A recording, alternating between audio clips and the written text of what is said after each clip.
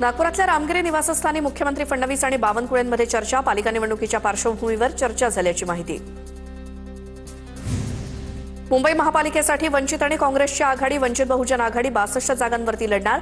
पत्रकार परिषदेतनं आघाडीची घोषणा. ज्यांना मोठं केलं तेच वार करतायत. गद्दारांना लाज वाटायला हवी. मला मिळालंच पाहिजे हा आग्रह सोडायला हवा. उद्धव ठाकरेंची टीका. इतकी वर्ष लढाई लढलो, मुंबई कुणी हिसकावू शकलं नाही. कुणी ओळखत नव्हतं त्या भाजपला आपण खेडोपाड्यात नेलं. उद्धव ठाकरेंची भाजपवरती टीका. उद्धव ठाकरेंकडनं शिवसेना भवनात पदाधिकाऱ्यांना मार्गदर्शन. काँग्रेसला ज्या जागा हव्यात त्या जागा देण्यासाठी आमचं एकमत होतं. राज ठाकरे आहेत म्हणून आम्ही नाही, ही भूमिका योग्य नाही. संजय राऊतांची काँग्रेसवर टीका. काँग्रेस आणि प्रकाश आंबेडकरांच्या युतीचं स्वागत करू, संजय राऊतांचं वक्तव्य.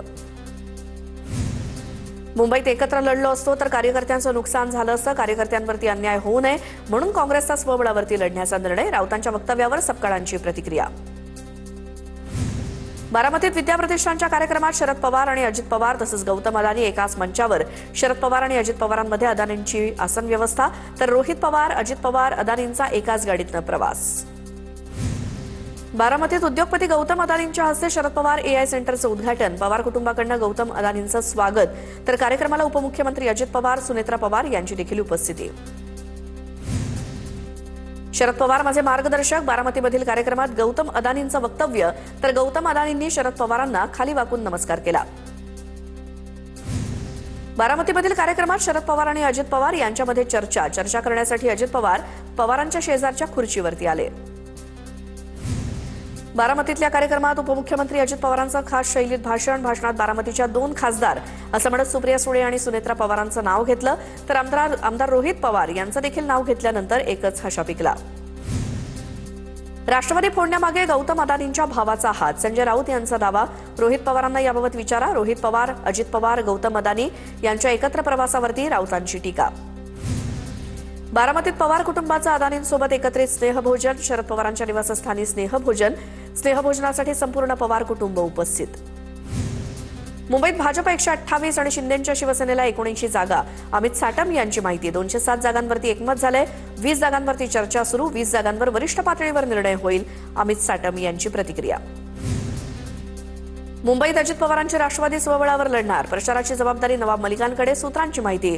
राष्ट्रवादी 100 जागा लढण्याच्या विचारात.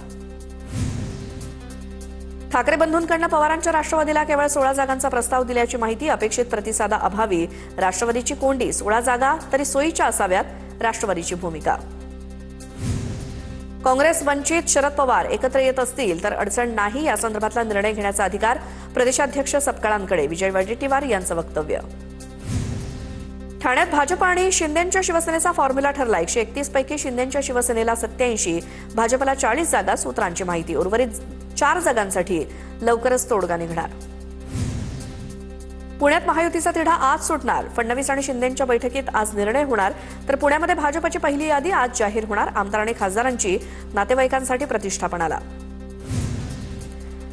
पुणे महापालिकेत जिंकून येणार नाहीत असे प्रभाग शिंदेंच्या शिवसेनेला भाजपकडनं देण्यात येत आहेत. शिंदेंच्या शिवसेनेचे नेते रवींद्र धंगेकर यांची टीका. लाचार होऊन शिवसैनिक निवडणूक लढवणार नाही, धंगेकरांचं वक्तव्य. पुण्यात महाविकास आघाडीवरती शिक्कामोर्तब. 3ही प्रमुख पक्ष 50-50 जागा लढवणार. उर्वरित 15 जागा समविचारी मित्रपक्षांना देण्यावरती आघाडीचे एकमत. सूत्रांची माहिती. चंद्रपुरात ठाकरेंची शिवसेना आणि वंचित आघाडीच्या युतीची घोषणा. दोन्ही पक्ष चंद्रपूर महापालिकेत प्रत्येकी 33 जागा लढवणार. खोपोलीत मंगेश काळोख यांच्या हत्या प्रकरणाचा शिवसेनेकडनं निषेध. शिवसेनेनं पोयनाड नाक्यावर आंदोलन केलं. शिवसेनेचे जिल्हाध्यक्ष राजा केनी यांच्या नेतृत्वाखाली आंदोलन. भंडारा जिल्ह्यात मका लागवडीकडे शेतकऱ्यांचा मोठा कल. आतापर्यंत जिल्ह्यात 1887 हेक्टर क्षेत्रावर मक्याची लागवड. गहू पिकाला मागे टाकत शेतकऱ्यांकडनं मका पिकाला पसंती. गोंदियात आतापर्यंत 17 लाख क्विंटल धान खरेदी. नोंदणी केलेल्या 1,22,000 शेतकऱ्यांपैकी केवळ 50,000 शेतकऱ्यांकडनं धान खरेदी. पुन्हा एकदा धान खरेदीचं उद्दिष्ट वाढवण्याची शक्यता. सांगलीतल्या शेतकऱ्यांकडनं बिबट्याला रोखण्यासाठी चक्क काचेच्या बाटल्यांचा अनोखं जुगाड. स्वतःच तयार केला स्वदेशी अलार्म. शेतकऱ्यांना केलेल्या अनोख्या यंत्राची परिसरात तुफान चर्चा.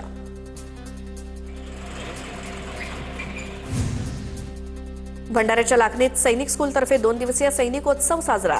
विद्यार्थ्यांमध्ये देशभक्ती, शिस्त आणि सैनिकी मूल्यांची रुजवणूक करण्यासाठी कार्यक्रमाचं आयोजन. बीडमध्ये 6 ते 7 जणांच्या टोळक्याकडनं एकावरती जीवघेणा हल्ला. सुभाष हुमरे नावाची व्यक्ती मारहाणीत जखमी. सुभाष हुमरेंवर जिल्हा रुग्णालयात उपचार सुरू. पुण्यातील स्वारगेट्टी मंडई परिसर अतिप्रदूषित. या भागातील AQI 372 वरती पोहोचला. हवा आरोग्याला धोकादायक बनल्याचं परिसर संस्थेच्या पाहणीत स्पष्ट. नवीन वर्षाच्या स्वागतासाठी लाखोंच्या संख्येनं पर्यटक कोकणात दाखल. गणपतीपुळे, आरेवारे, दापोली, हरणे, मुरुड या सर्व समुद्र किनाऱ्यांवरती पर्यटकांची गर्दी.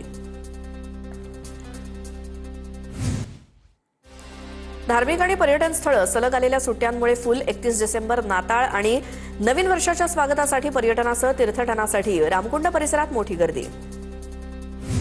बदलापुरात बस चालकावरती बस थांबवून हल्ला. प्रवाशांच्या सतर्कतेमुळे अनर्थ टळला. बदलापुरातील उल्हास नदीच्या पुलावरची घटना.